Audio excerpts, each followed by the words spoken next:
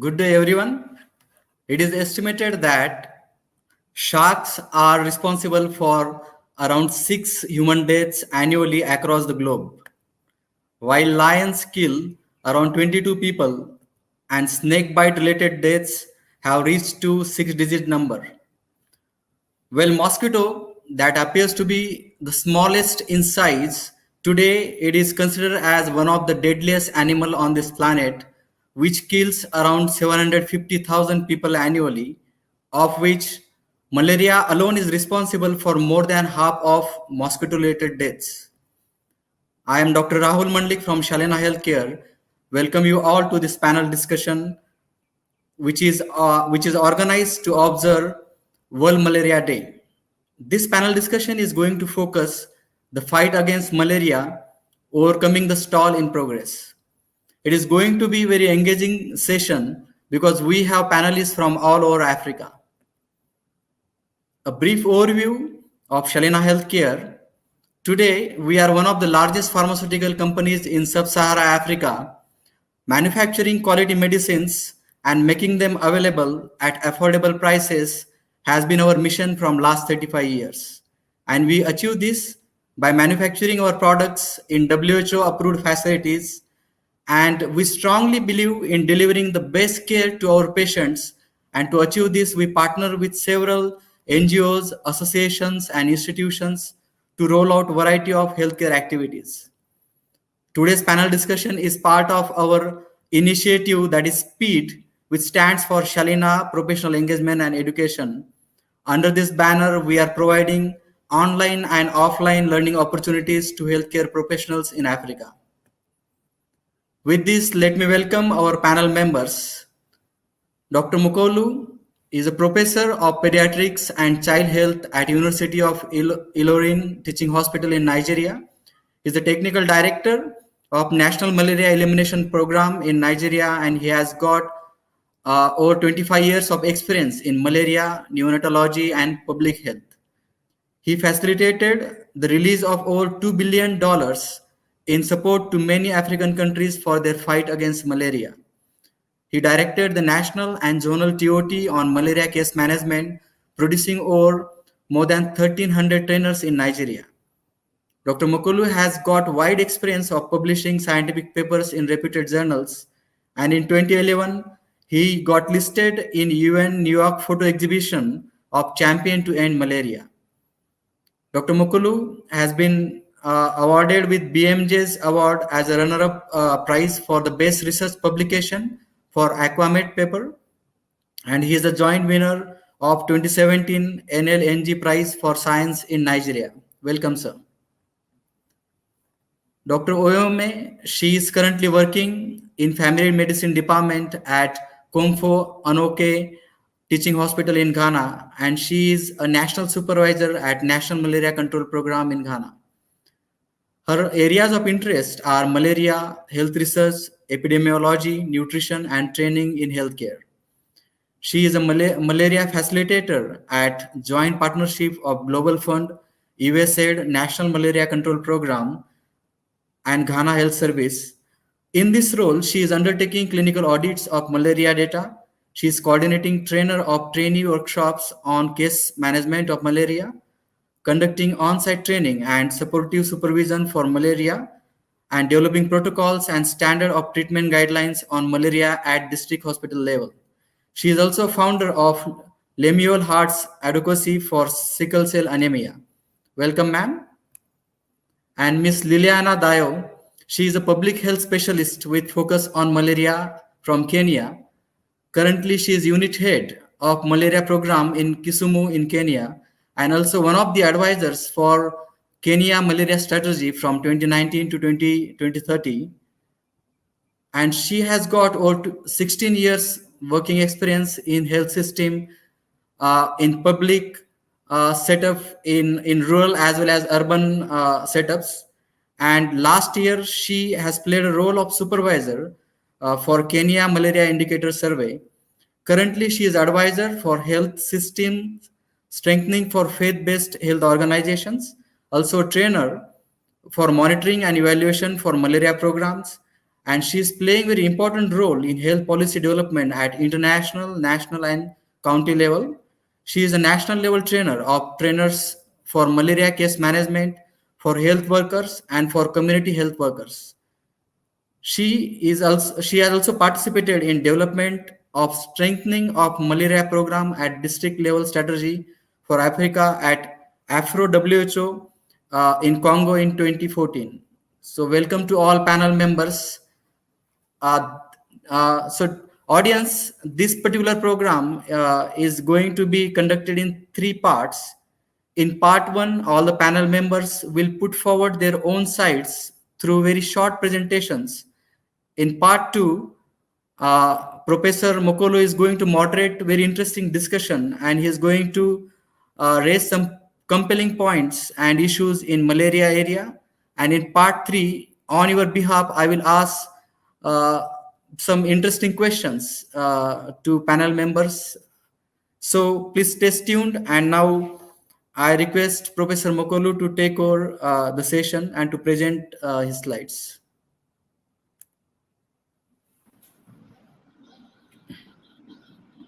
So thank you very much.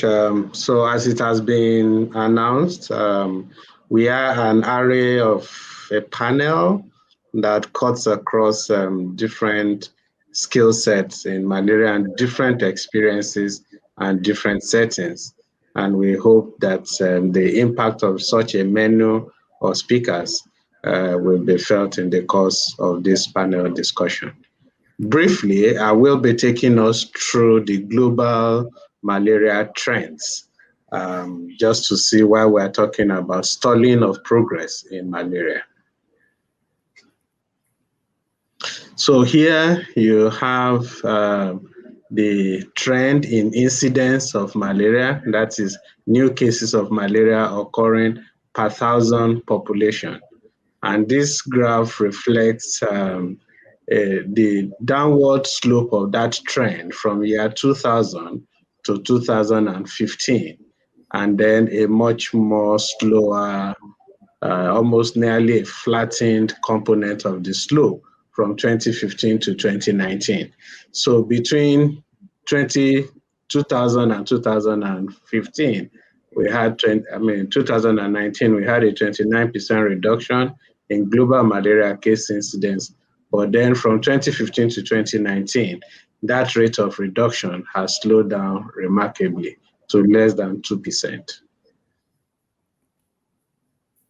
And regarding absolute number of malaria cases, again, the curve is almost entirely flat, okay, but there is an overall trend towards reduction. However, a good way to contextualize this is to appreciate that these numbers are within the context of population growth. For instance, in the African sub-region, population increased from 665 million in year 2000 to 1.1 billion in 2019. So to some extent, relatively, we can appreciate that the fall has been there. But if you look at 2015 and 2019 again, there is a slowing down of this curve with 94% of cases contributed by African region. In the area of mortality, we've made better progress. There is significant reduction from year 2000 to 2015. The slope has been much steeper, but from 2015 to 2019, again, we are having less reduction. But overall, it's very encouraging, 60% reduction in global malaria mortality between 2000 and 2019. But over the period of the last 4 to 5 years, it's been just about 18% reduction. So we hope we can change the trend of that curve to become steeper as we go ahead, which is the basis of our conversation today. And this is representing the mortality incidence, the mortality rate in terms of absolute number of deaths. And so it's encouraging. The rate of fall in deaths is more sustained, But then the challenge to the African sub-region this time around is that we still account for about 94% of the total deaths, which is currently estimated at about 409,000 annually by the World Malaria Report, and 384,000 of this is coming from the African sub-region. So the question is, has there been any gain? Is the malaria program working? Is the effort of the global partnership resulting in anything that is measurable? The definite answer to that is yes. Over this period, if we contextualize it against population growth, 1.5 billion malaria cases have been averted over about the last 2 decades globally, and of course, a bulk of that also from Africa, and about 7.6 million deaths averted in African globally, with 94% of these also in Africa. So we tend to say that one of the biggest returns on investment in global health has been in the area of malaria, and that's very encouraging as we seek to reinvigorate the fight against malaria. So the issue now is to sit back and do a situation analysis and try to identify what are the factors that has contributed to the slowing down in the progress made with malaria. Some of the factors are put up here. There are other factors that maybe will come up in the course of the conversation, but these are a few. One is funding. There has been unprecedented funding to malaria, but this funding has still not been able to meet the funding need across African countries. And part of the challenge of this, therefore, is that these proven interventions sometimes have not been available in optimum quantities to the populations that need them the most. A lot of effort has gone in this direction, but we still have a gap of this. Take a country like Nigeria. Over about the last 5 years, 1/3 of the country could not access many of these commodities. So most of the progress during this period was based on 2/3 of the country that had partner support. Then we have challenges of conflict. In Nigeria, for instance, we've had insurgency in the northeast. There has been a lot of displacement. There are conflicts across different regions of Africa, DRC, and all of those places. Political instabilities have not allowed for continuity of policies. So we have these issues confronting us. Then we have climate change issues that are resulted in large-scale flooding, many rivers overflowing their banks, displacement has been occurring. So a lot of internally displaced people, and these people don't have adequate shelter, and they pose a challenge. So these are factors. Then in the vector area, we have the emergence of insecticide resistance to the pyrethroid that is used in the treatment of nets that are used for long-lasting insecticidal nets. So we are confronted with that challenge, and that prevention area is there. Then we have issues around quality of care, inappropriate treatment, the use of substandard drugs, people still using chloroquine to treat uncomplicated malaria. Those type of challenges are there. And then in some cases, the source of access to drugs are doubtful. So we have problems of quality of drugs.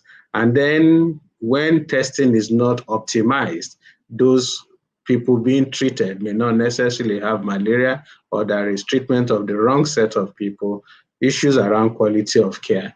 Then we have health system issues in terms of personnel adequacy and distribution, data quality challenges, and the level of use of data to inform actions and decisions, and then overall issues around service delivery. So these are all compounding factors. Our more recent entrant into the challenges that we face is the COVID-19 pandemic, which threatened practically everything that was of human existence. So there are mitigating actions, but it has come to add its own contribution to the challenges in the fight against malaria.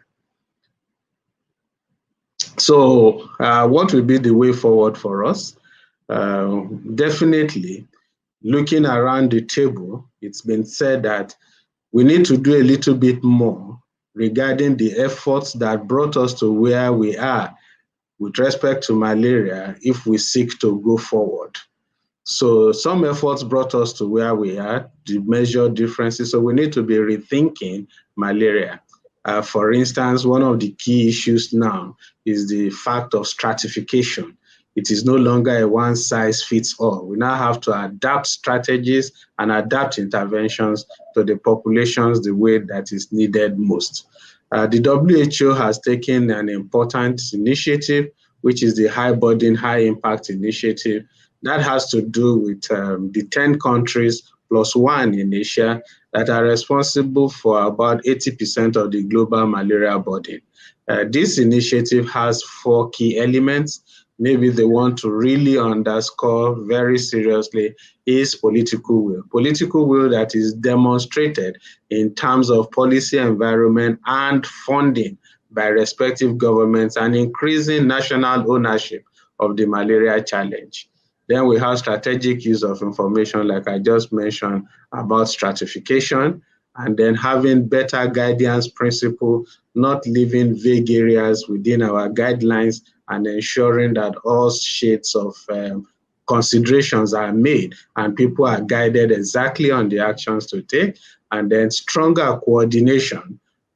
These are the elements of the HBHI. It is expected that when these 10 countries plus one concentrate significantly on these 4 elements, it will further help to drive down the burden of malaria significantly. Then resource mobilization, we need more funding, both domestic and external. Insecticide resistance management, there are new nets and several new nets projects are going on. We have the PBO nets, we have other types of new nets that are emerging. So these are new tools that are coming up, and we need such new tools. We need to keep a very close watch on ACT efficacy in Africa. So far, it's been good, but we know that reports are emerging that some resistance markers have been identified, particularly from publications from Rwanda, and it will be a major challenge if our faithful ACT is no longer effective. But thank God that current data still suggests good efficacy to ACTs across Africa. We will need to improve on our communication, create awareness, help people to take responsibility.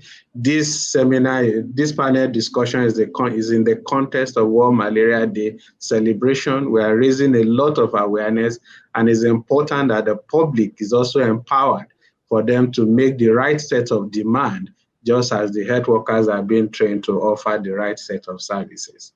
So we need this across, but we need innovation, new tools to help in diagnosis, to help in treatment. We need all of this. Vaccines, a lot of people have been raising questions about vaccine in view of the rapidity with which COVID vaccine was developed, and they felt the malaria vaccine has been crawling and taking too long. We have new reports also to complement the trials that are going on in Ghana, Kenya, and Malawi on the muscularist vaccine.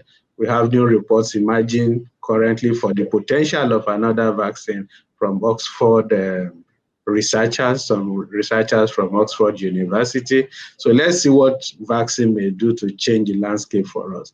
And above all, we need quality data so as to have a true reflection of the impact of these various interventions, and to be well informed and guided by data that is very realistic and absolutely useful for decision making. So with this, we see that we've made progress. There is a stall in that progress, but there is another opportunity for us to reinvigorate the fight.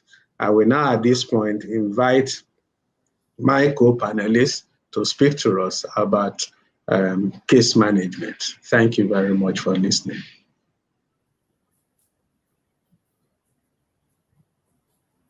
Thank you, Prof, for the great overview. So I'll quickly continue with malaria case management, diagnostics, and treatment. This is just a refresher of what we have learned and what we know as clinicians. We know that malaria is an acute febrile illness caused by the Plasmodium parasite, transmitted by the bite of the female Anopheles. And it causes a constellation of symptoms which can be confirmed through the diagnostics of either microscopy or the rapid diagnostic test. If your test is positive, you treat for malaria. However, if it's negative, you must thoroughly find another cause of fever to treat. And these are examples of the things that we averagely treat as differential diagnosis of fever, especially when malaria test is negative. There are viral causes including COVID-19, common cold, pneumonia. There are various viral examples that we come across. There's also acute hepatitis, and a list of bacterial causes including tonsillitis, sinusitis, acute otitis media, typhoid, urinary tract infection, meningitis, and the like.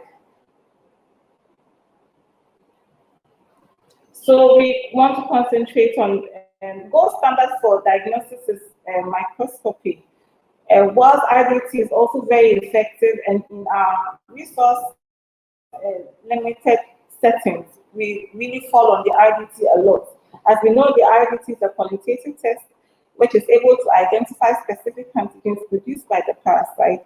Usually contains the histidine-rich protein 2, lactate dehydrogenase, and aldolase enzymes produced by parasites. You must get the right kit of RDT, stored in the right temperature and stored in the right storage conditions to make it highly sensitive and specific and to make it very effective in diagnosis. It, however, has its challenges, but all the same, it is a very effective tool in diagnosing malaria.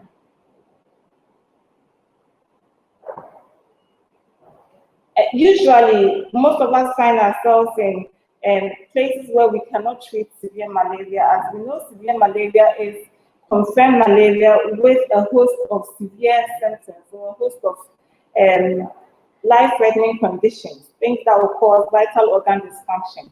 Now, if you have severe malaria, you must be managed at a hospital or at a place where there is enough resources to take holistic care of the patient. The gold standard for treatment for severe malaria is IV artesunate.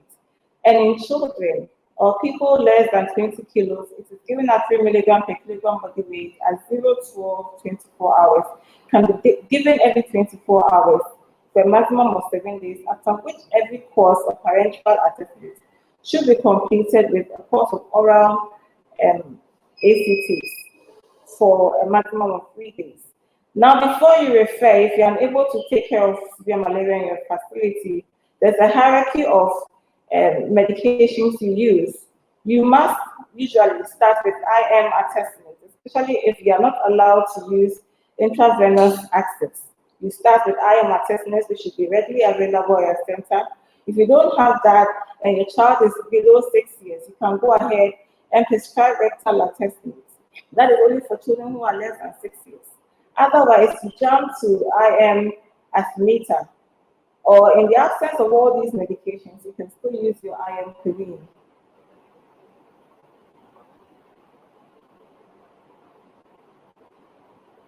So that was a recap for case management, diagnostics, and then treatment. I'll hand over to my co-panelists. Thank you so much, Professor Mokuolu and Dr. Yvonne, for your presentation.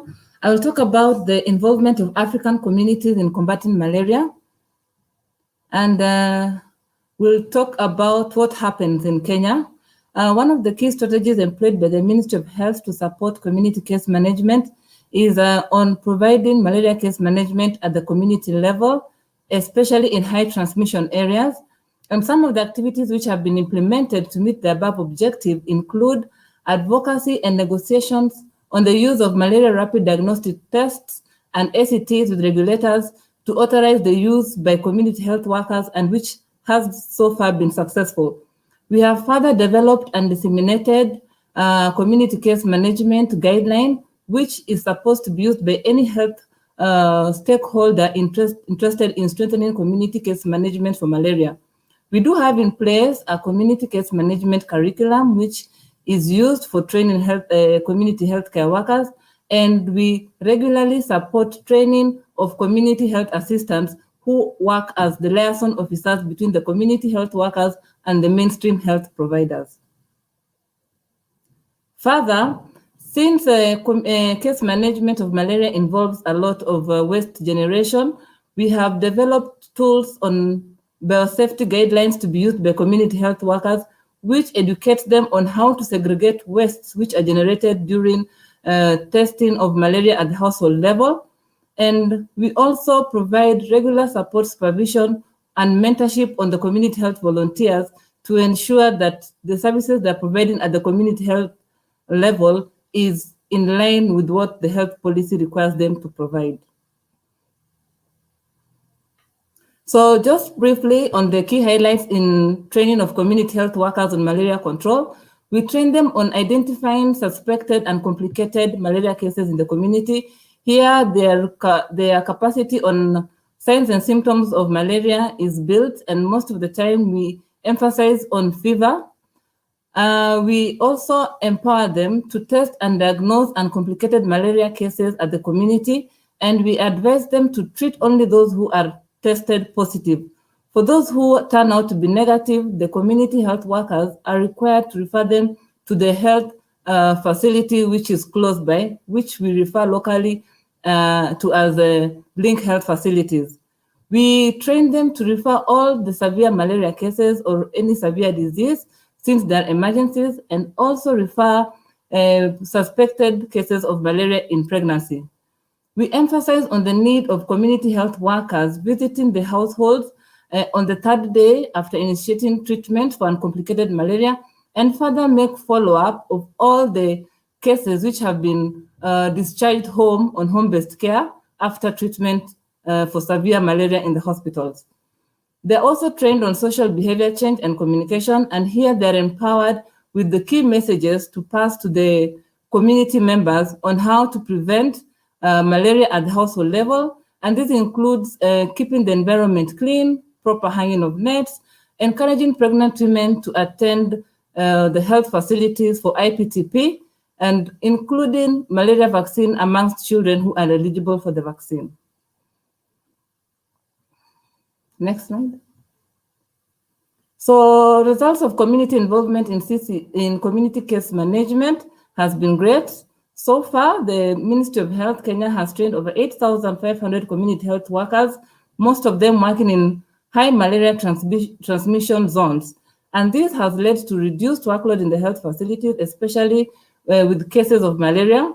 It has reduced the cases of severe malaria reported, since the community health workers are able to pick uncomplicated malaria in good time at the household level. It has improved health practices, for instance, keeping the environment clean at the household level, improved demand for healthcare services such as malaria vaccine, routine early line distribution, and further proper net use at the household level. In summary, contribution of the involvement of the community in fight against malaria has been great. It has contributed to the reduction of the malaria disease burden from 38% in 2010, 27% in 2015, and this further improvement in 2021. The results have not been officially released, but preliminary findings indicate that there's an improvement in the malaria burden in the malaria endemic zones. So thank you so much, Dr. Rahul. Thank you so much to all panelists. Now I request Professor Mokuolu to please moderate and take forward the discussion.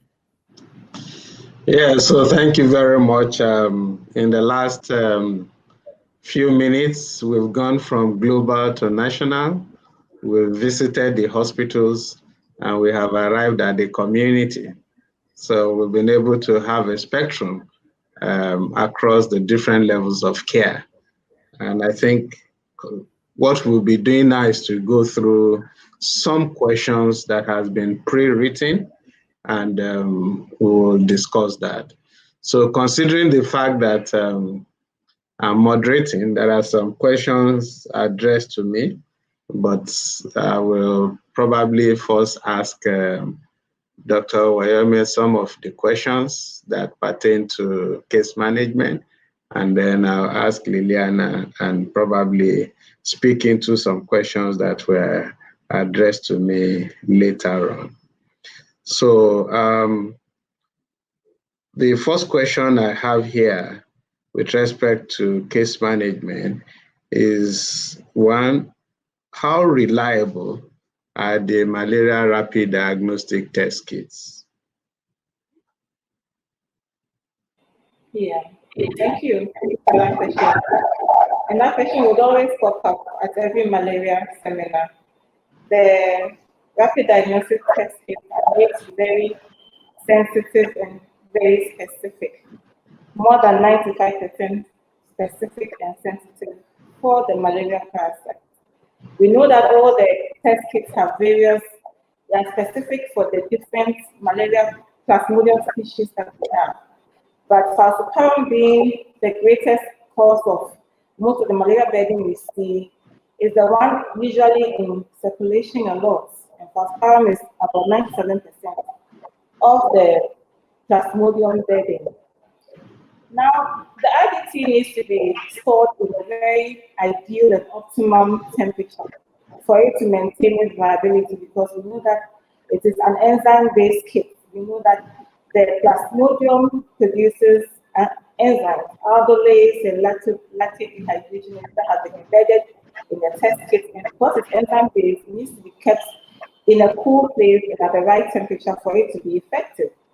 There are specific ways and steps for performing an IDT and a specific time to read, at which you get the right test or signal, whether it's positive or negative. So if things are done the right way, IDT is a very great kit. Yes, we know that there are limitations to the use of IDT, some of which include that you cannot use it as a review for review, because the IDT we know would remain positive for the next 28 days. The one that is specific for falciparum, for which the histidine-rich protein 2 has been embedded in the test kit, will remain positive for up to 28 days and so cannot be used as a good monitor.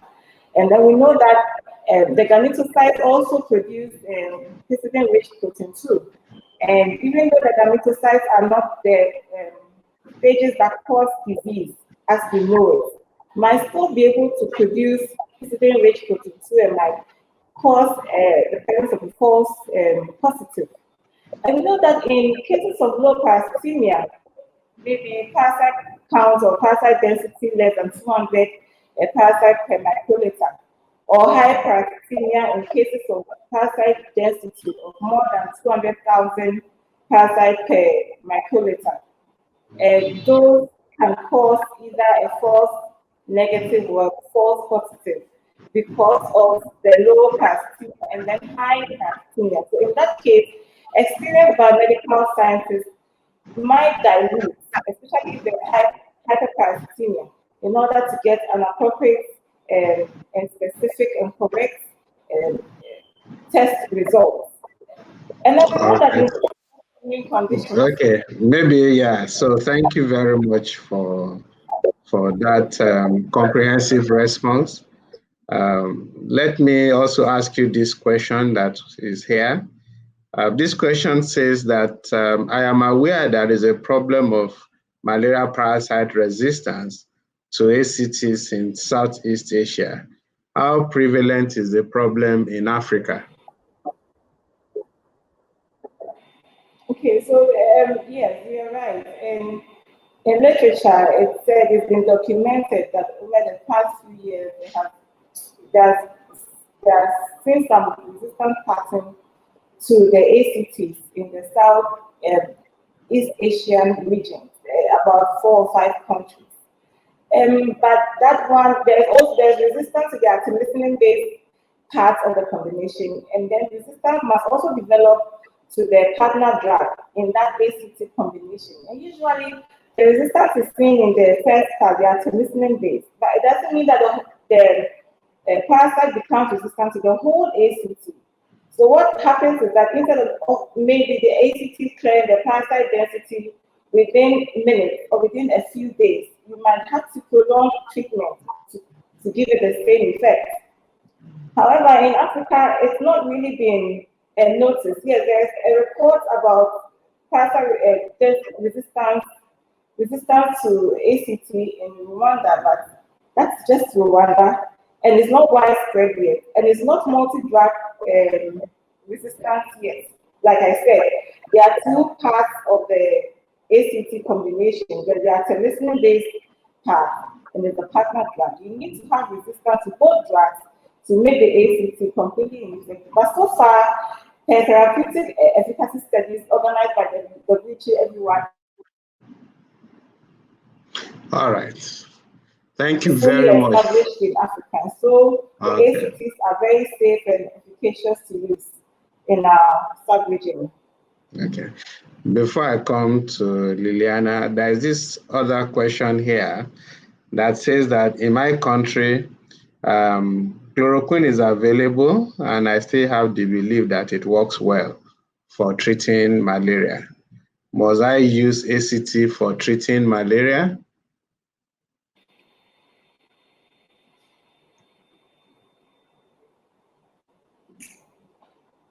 Did you hear the question?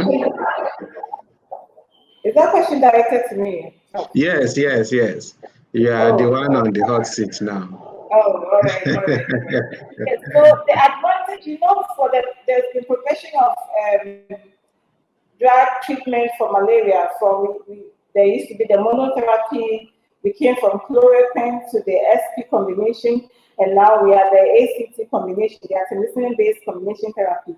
And one of the advantages of the artemisinin-based combination therapy is the fact that the artemisinin portion is able to rapidly go and then clear the parasite biomass within minutes to hours.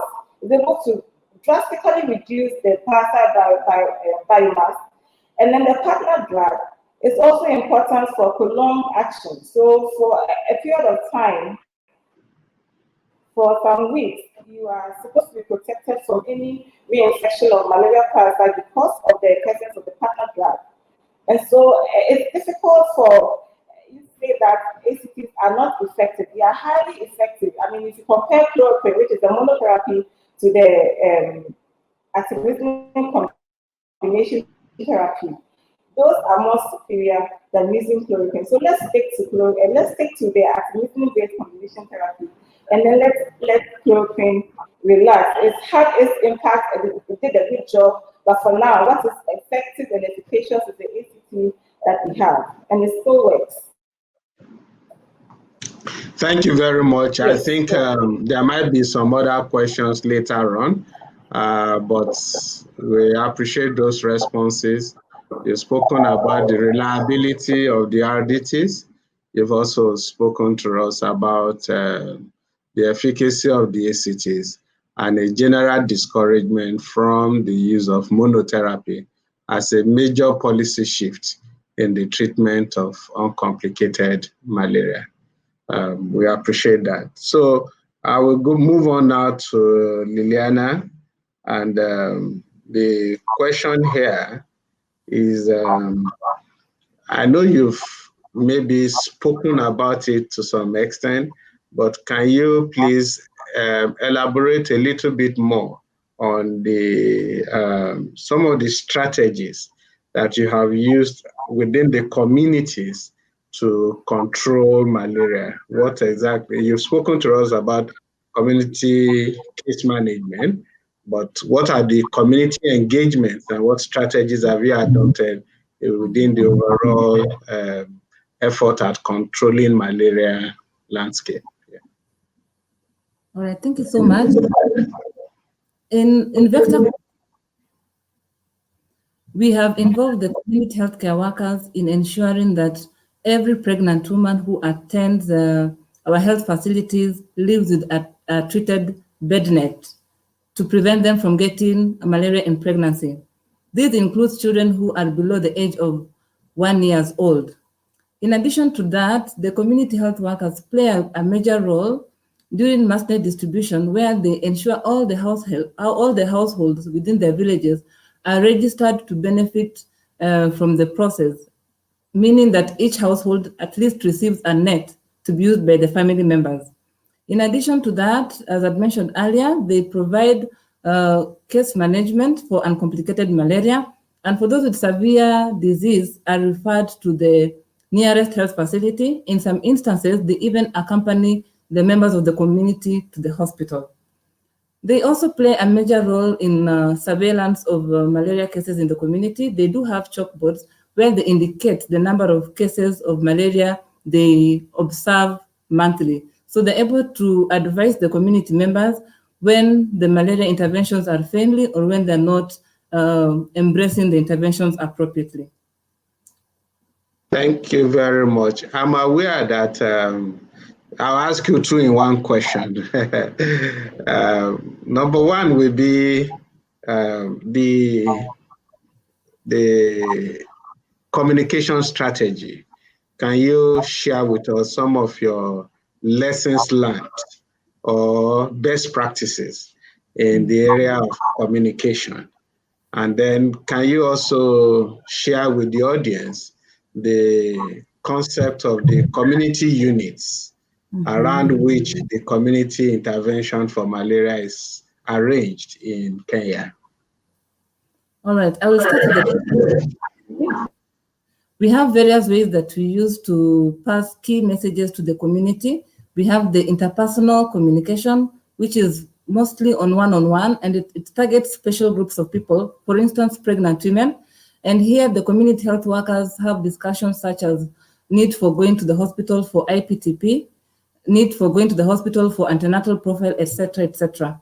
Then we do have the mass communication where the community healthcare workers pass key malaria messages to organized groups such as random village meetings, in weddings, maybe funerals, and in schools, and various organized groups, including the motorcyclists. So apart from the organized groups, we do also have the radio and also the printed media, which the community healthcare workers can distribute to various households to pass the key information for malaria. Yeah. So what about the community units? The community units, we have at least 10 volunteers in every community unit, and they're attached to mostly the primary healthcare facilities, which are the dispensaries and the healthcare levels. And the main role is to pass health information from the health facility to the community and also get information on health matters in the community and return back to the hospital. In addition to that, they're also tasked with providing primary healthcare services such as we have mentioned, management of uncomplicated malaria, amongst other services. Thank you very much. I think these really are important perspectives, and obviously the fight against malaria is something that has to drill down to the community level itself. I see the place of community ownership. I see community level communication as well as community engagement. This is also part of the justice component of malaria intervention in ensuring that all populations are properly served according to their risk. So this helps us to take interventions to hard to reach communities or those who otherwise may not have been adequately served through existing formal health systems. So thank you for that perspective. So those that are joining us on Zoom, part of what we're saying is that in fighting the stall against the progress in malaria, we need good practice behaviors in terms of testing our fever cases, using ACTs to treat confirmed malaria cases. Those that are negative, we had Dr. Woyome giving us a list of options of differentials. So let's not say that every fever is malaria or typhoid, something like that, that is highly prevalent, but rather those that are negative, we go through other ways of checking. And those that have severe disease, We've been told that injection artesunate is a drug of choice. If you cannot treat the people, we offer them pre-referral treatment and refer them to a health facility where they can be treated. And the key issue about severe malaria is that they can have other life-threatening complications, which actually needs urgent attention. And so for that reason, those that are in the periphery, we'll expect them to give pre-referral treatment and send the individual. So we hope that we will continue to strengthen good practice behaviors. On my part, I've been asked, some of my questions have been addressed in the presentation, really, but I will seize the initiative to just reiterate one or two of the questions. The first question here is that, are there new thinking around malaria control or elimination that can move us forward towards the objective of the global technical strategy? Yeah, so the global technical strategy is the global framework for malaria control and elimination. It has set its targets, and it also set out the strategies to be adopted through some pillars and what is called supporting elements. Okay, so currently that global technical strategy is equally being updated, and part of it is the whole process of rethinking around malaria. The first critical issue that was beginning to emerge has been the issue of stratification.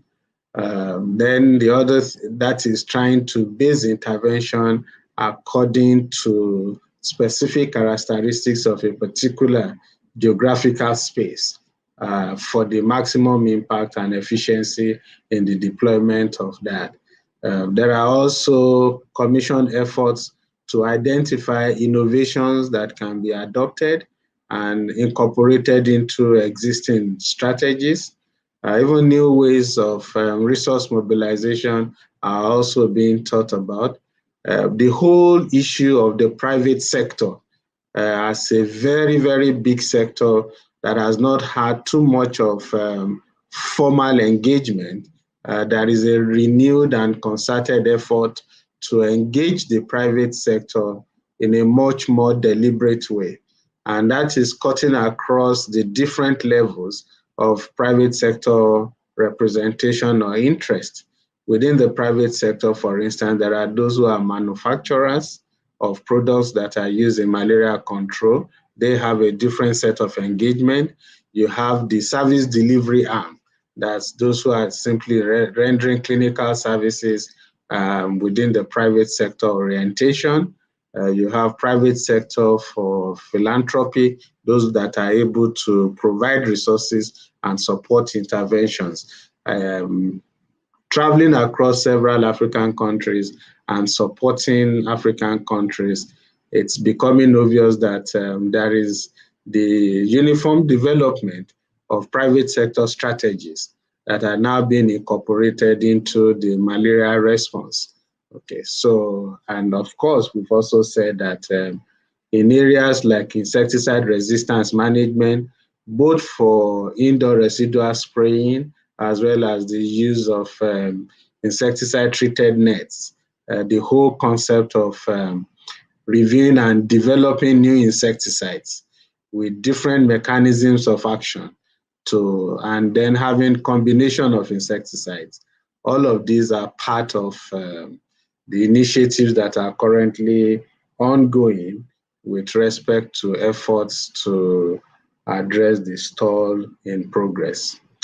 My second question, on which I would note we will draw the curtain on this component of the webinar, is what is high burden, high impact initiative? I've spoken to that in my presentation, but just for a little bit of emphasis, what we are saying here is that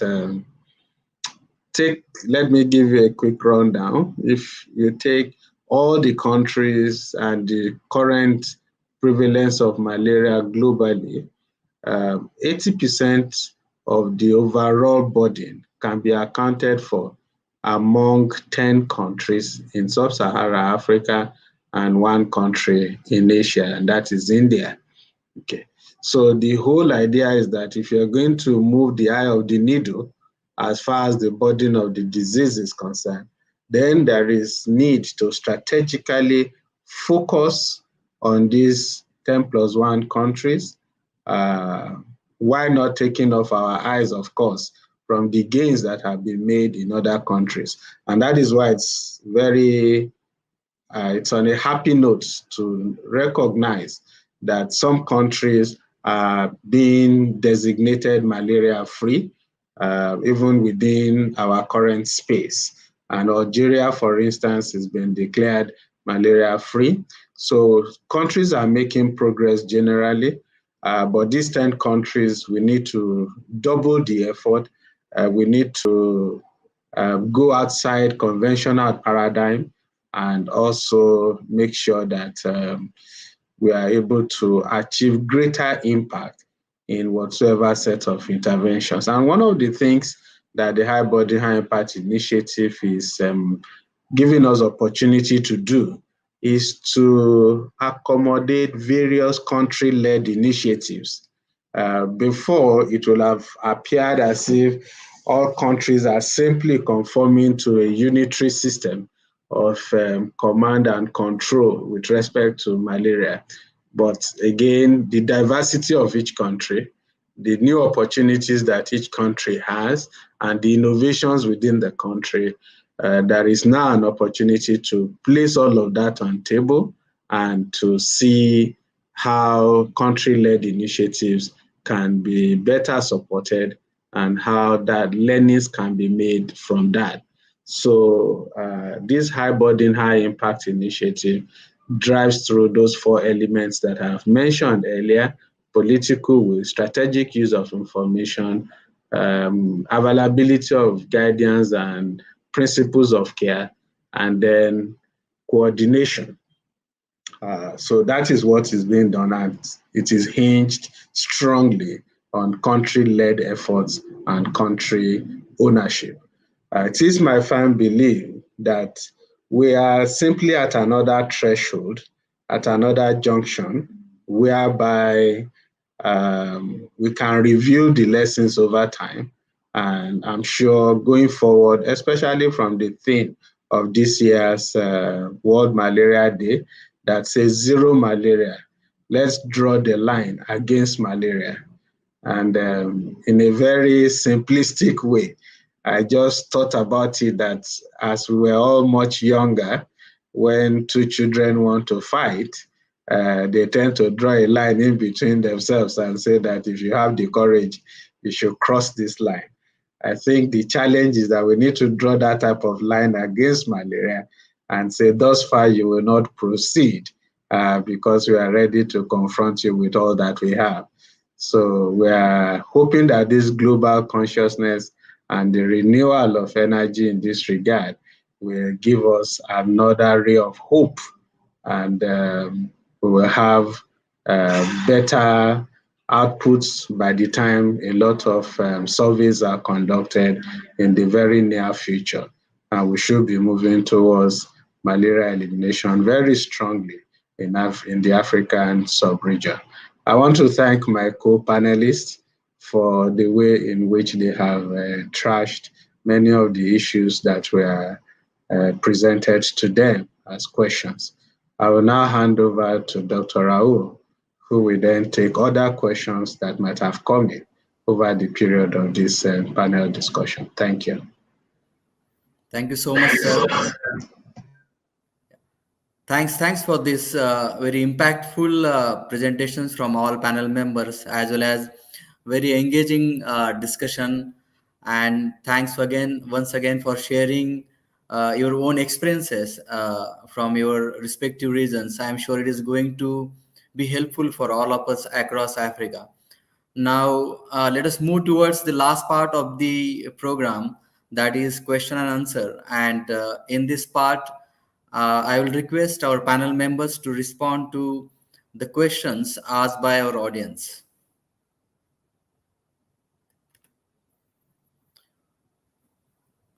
There is a question from my friend David, who is uh,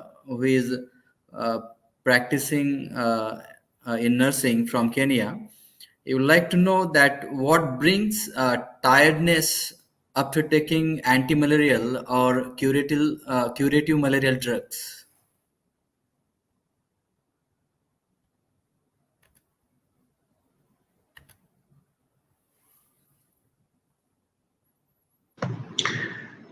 I guess maybe it's a natural question directed at me. Except Yvonne, you want to have a go? I have given my response, which Okay. isn't much, but just to say that, malaria itself, along with its presentation, will give you tiredness and easy fatigability. And so, for that period when you're under the pressure of the parasites and the cytokines and all the inflammatory mediators, you are supposed to be feeling generally weak and malaise. Yes, the anti-malarials, I'm told one or two of them can give you that. But I would say that it's more from the pathogenesis of or the progression of the disease. And then it is patient specific. It depends on the individual and how we all um, exhibit illness rule or sickness rule when we are sick. I don't know what Prof might want to add. Yeah, so thank you very much. I think that's brilliant. So the other thing, just to remind the public, is that because the problem of malaria infection is inside the red cells, the blood, even when you start treatment, every blood cell in which that parasite was before the onset of treatment, ultimately those blood cells will still have to be destroyed. So you tend to have a latency before the body picks up. So part of all that is happening will contribute to the weakness. But I do know that some specific anti-malaria actually causes a little more tiredness than the others. And the expression is captured beautifully by people who say that the drug will first knock you out before knocking off the malaria. Okay. But so there is some little bit of drug-related effect, but most of it is actually related to the disease progression in itself.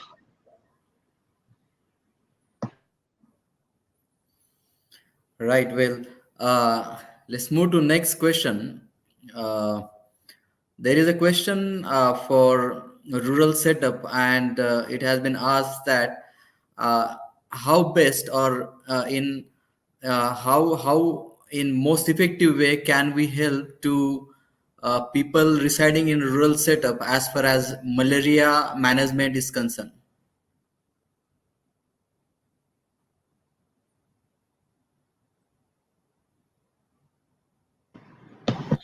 Maybe I could respond partly to it. We could strengthen community health strategy so that the community health workers are able to manage the simple malaria at the household level before it becomes severe. This will save the community members a lot of agony, including spending on transport, the agony of having their patients admitted to hospitals. So I think we need to invest a lot on community strategy so that people are treated at the household level before the disease becomes severe. Okay.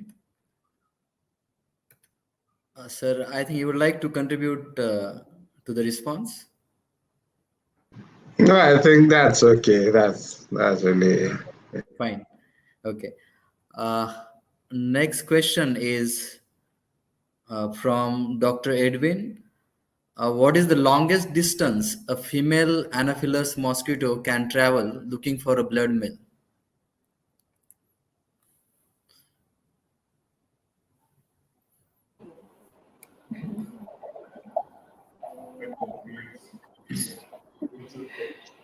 Oh, that's interesting.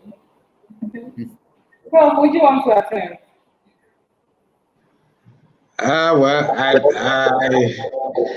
I really can't say the absolute distance. I know that in terms of height, mosquitoes will hardly go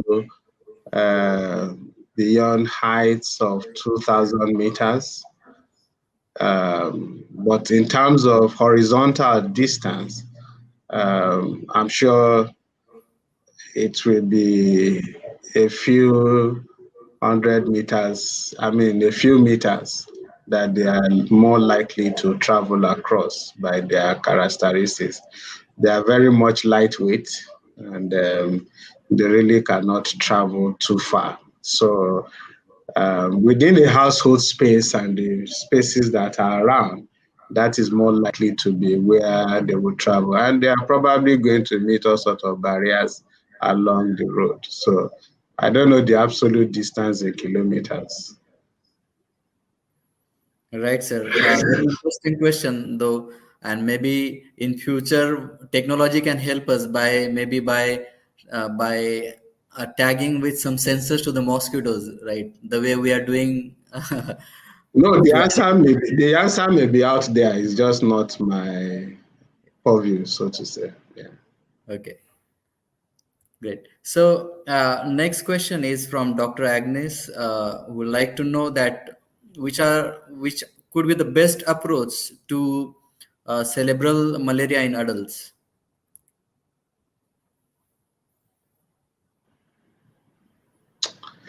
Yeah, it's so the issue is this: severe malaria is a syndrome complex, and the one that particularly affects this central nervous system will ultimately result in cerebral malaria, in which case there is a case definition for cerebral malaria, and that is the presence of coma, the exclusion of other causes of coma, and then the identification of malaria parasitemia. For us in most parts of Africa, we may not have been seeing too many adults, but we are also getting there because as bodies go down and in places that have low transmission, we're going to be having malaria epidemics, except there is an active surveillance that prevents that from occurring. And when malaria epidemics occur, it affects everybody in the population. It's different from seasonal transmission that will still affect your most vulnerable group. And so we must be prepared for severe malaria. But the approach to management is still the same, which is first, you want to provide very rapid evaluation to know the status of that particular patient. Two, you want to identify the most immediate threats to life and see how you respond to that. For instance, if somebody was ordinarily severely anemic, then you know that blood transfusion is very urgent and you want to institute that. If that adult has gone into acute kidney failure, you want to start taking measures along that. If it's somebody that has pulmonary edema and the challenges with breathing, it's there. So you want to, in that particular case, provide oxygen, angulate the patient in a certain way, and then probably start arranging for hemofiltration to take place. Then the third measure is to provide your specific anti-malaria. And the specific anti-malaria of choice, as Yvonne has said in her presentation, remains injection artesunate. But for the adults, the dosage now is 2.4 milligram per kilogram per dose, which again is given at time 0, time 12 hours, time 24 hours, and then you continue daily until oral medication is possible, and then thereafter you do the follow-on treatment by still giving a full 3-day course of an ACT. When cerebral malaria is suspected, visual examination becomes very important because of retinal changes that have been seen in the eyes. So all that is important. And then your fourth stage or fourth step in the care is to do a follow-up of neurodevelopmental characteristics to be sure that the person has recovered on major milestones, motor milestones, sensory milestones, and the full recovery of previous functions that the person was able to perform, like speech, hearing, and all of that. So that's the basic approach, whether an adult or anybody. Great. So next point is related to the treatment of malaria quite in younger age, particularly in infants weighing less than 15 kg, and for that matter, even for neonates weighing less than 5 kg.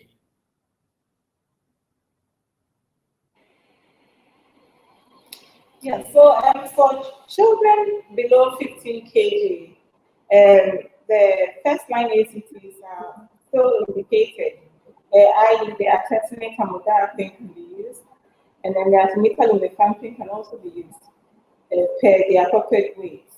But usually use the lowest of the combinations for such children, just like in the normal population, but it's strictly weight dependent.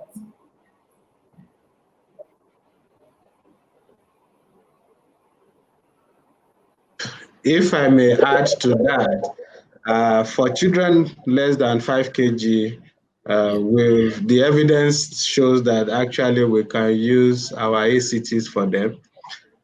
Hitherto, people will say we should use quinine in those category of children, and it has to be taken for 7 days. But the WHO treatment guideline is making some clarifications over that now, to say that the children less than 5 kg can actually use the ACT. Okay. This is really good information, sir. Thank you so much. There are so many questions on vaccines in malaria. So I am putting them together, all of them, and asking you that what is latest happening on vaccines in malaria? So for that, it's a dual track. That's what I would say in terms of the latest. So the first thing that has been happening is that over the recent years, the vaccine developed by GSK, GlaxoSmithKline, which for a long time was under the code name of RTSS, and now called Mosquirix, has been under evaluation in research settings. Now, after the initial findings of what you call vaccine efficacy, okay? So vaccine efficacy is the response in terms of the number of people who during a vaccination trial are protected from the condition of interest compared to those who did not receive the vaccine. Now, so you've had the initial trials of this RTSS vaccine that had vaccine efficacy that was not the kind of optimum value that we needed to have, but it demonstrated a reduction in the occurrence of severe disease, but the absolute protection that it offered was for a relatively short period. So now we then have a field trial to measure vaccine effectiveness. This is now the level of protection that is offered when vaccine is used in the general population and not in trial setting. So sometimes vaccine efficacy can be affected by how the trial is conducted. But to be able to then have a final position on the vaccine, you now have a vaccine effectiveness that is going on by subjecting it to use in the general population. So WHO in leading and providing oversight on this trial is conducting it in 3 countries, Ghana, Malawi, and Kenya. Okay, we expect the preliminary results of that particular trial either this year or next. Okay, for us to, I know that quite a large number of children have been immunized in that regard.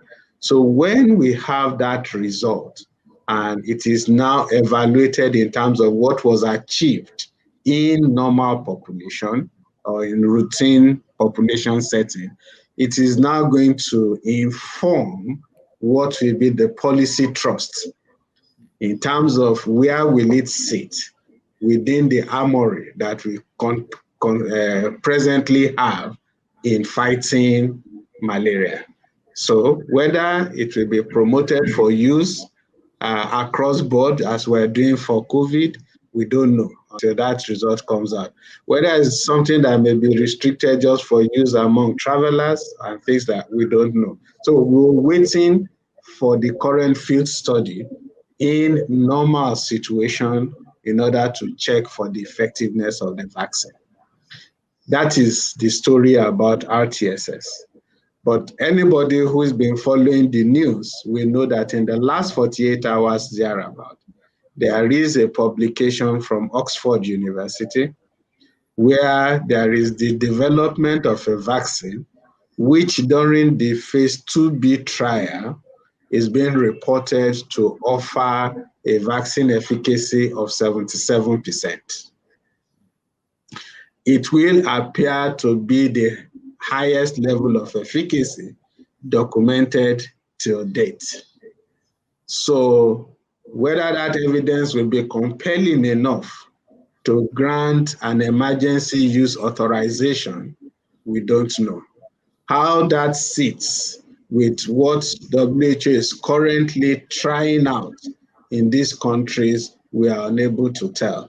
But one thing may be certain, the experience with COVID vaccine is probably going to change the vaccine landscape in general terms, because new technologies have been deployed in vaccine development, and that could shorten the time in getting the final malaria vaccine candidate. So it will be wonderful if we have any vaccine that will have an above 70% efficacy generally. That would be highly promising. So I think that is where we are. For the vaccine that has made the greatest progress and advance, it is under field trial to monitor its effectiveness. A new study has emerged that shows great promise, but then we need to take that again to the next levels and to see what we have. So let's watch out the landscape over the next 2 years, thereabout. I'm sure the vaccine will then take its prominent position in the scheme of things. The only thing to say is that whatever we get from vaccine, as it is currently with COVID, we will not drop other physical measures. We are still going to continue with nets. We are still going to continue with call for testing. We are still going to continue with ACT, but the vaccine may be an important player in reducing the burden of disease, and therefore in reducing the number of people having severe disease, and ultimately contributing greatly to reducing death from malaria. Right, sir. Jacqueline from Kenya would like to know the first line or first class of anti-malarial drugs. I think Dr. Woyome has partially replied to this question. First line of treatment, I think, for complicated or severe malaria. So I guess you can maybe reply for uncomplicated malaria. Okay, so she wants to know the first line medications for treating uncomplicated malaria. Yeah. Okay. At least in Ghana, it is artesunate amlodipine and then artemethyl lumefantrine. And the second line will be the dihydroartemisinin hypericin. So those three constitute our oral medications for treating uncomplicated malaria.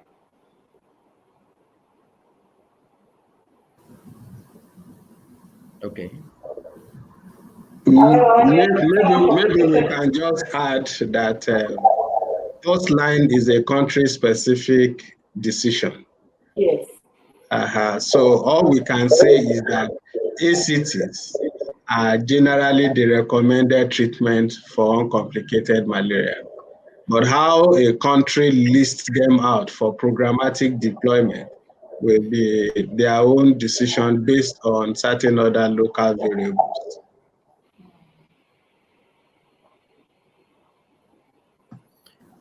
Right, sir. Moving on, you have presented, sir, already about the global trends and trends from the Africa as far as malaria prevalence and management measures are concerned. But talking about the fake medicines or counterfeits, how do you see this as a roadblock in overcoming from this stall in the progress?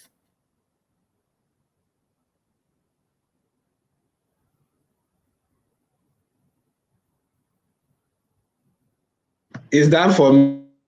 Yeah, yes, sir. It is for you. Sorry, can you take the question again? Yeah, I am saying that fake medicines or counterfeit anti-malarial drugs, how do you see it as a roadblock in overcoming from this stall in progress? Well, yeah, it's of concern, but sometimes we may be surprised that the magnitude at times may not be exactly how we think it is.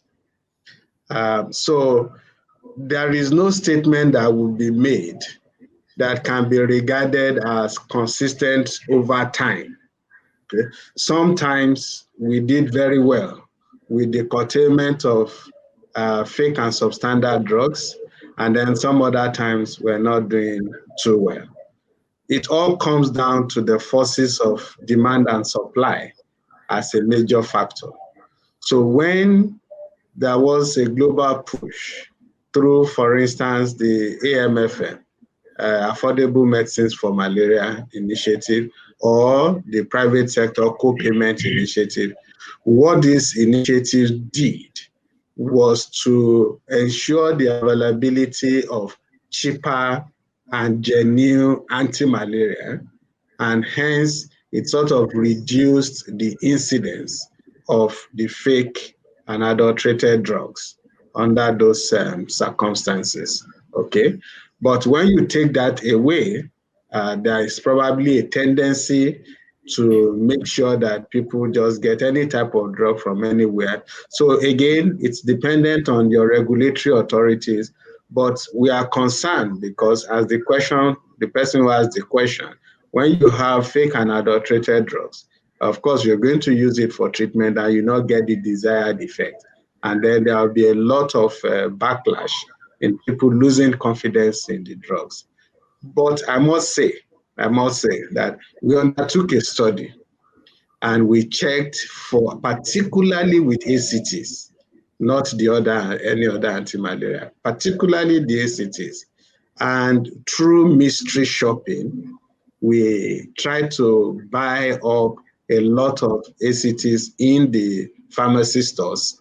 And after buying over 1,000 plus specific samples of ACTs, and we subjected them to evaluation at CDC as well as in the UK, we actually found only 11 out of our sampled over 1,000 plus that were substandard.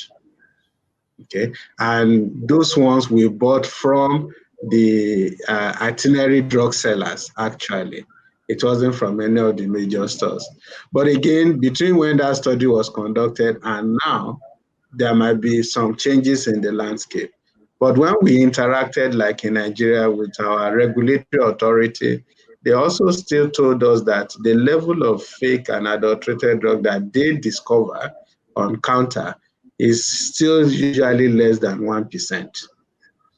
Okay, so it is easily believable in terms of when you talk about fake and adulterated drugs. But sometimes when you really subject it to proper regulatory monitoring and scientific evaluation, at times we are surprised that it may not be to the magnitude of what it is. However, as a product, it is forever a threat to our fight against malaria. So we must do everything to really curtail the sales of fake and adulterated ACTs. And it's our regulatory authorities that will have to help us in that regard. Right, sir. Well taken. And, I will now go to last two questions. There is one short case here. I think probably I will request Dr. Woyome to reply to this. A patient comes to the lab for malaria microscopy. Symptoms strongly suggest malaria. Outcome no parasite seen. You do RDT test on the same patient. It is positive. Please elaborate. Okay, so usually in a lot of cases, it's the other way around. That this other scenario also happens sometimes. It would also depend on the staff the skill set of the staff. Sometimes there are influx of students, influx of interns, and newly qualified biomedical scientists attending at the laboratory level. And so for most of the experienced scientists, they will tell you that there's always periodic staff training to help with the diagnosis at the microscopy level. It usually has to do with your skill set. If you can actually make out the parasites, it has to do with your skill. There are some challenges, but everything usually has to do with the skill set of the biomedical scientists attending to that particular case. So it is not strange, but it means that there should be more reinforcement, as in more skill training, more human resource training, more capacity building at the lab level for the staff. Okay. And the last question is, I think, I request Liliana to please respond to this question, since you talked about the communications, particularly towards the community. So, which are the three most effective communication ways you yourself feel, as per the experience, that they work better when it comes to passing on the message to the common man?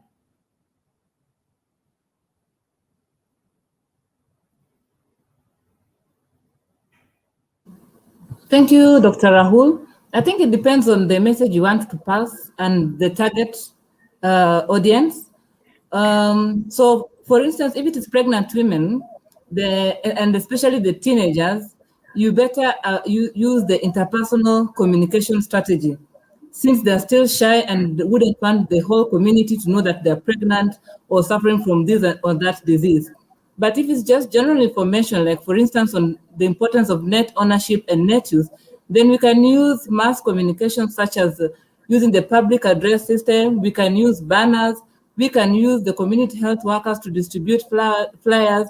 We can even use audio-visual media platforms to pass the communication. So it actually just depends with whom you're targeting and the message you want to send. Great. Thank you once again to all panel members for this very insightful program. And I'm sure it is going to help each one of us today, at least in taking our own step and in playing our own part in drawing this very firm line against malaria. And I would like to extend our sincere thanks to wonderful audience for showing your overwhelming experience for this and all previous webinars which we are conducting. And I would also like to pass on our thanks to all professional bodies from Nigeria, from Ghana, and from Kenya for accrediting this webinar. Thank you so much.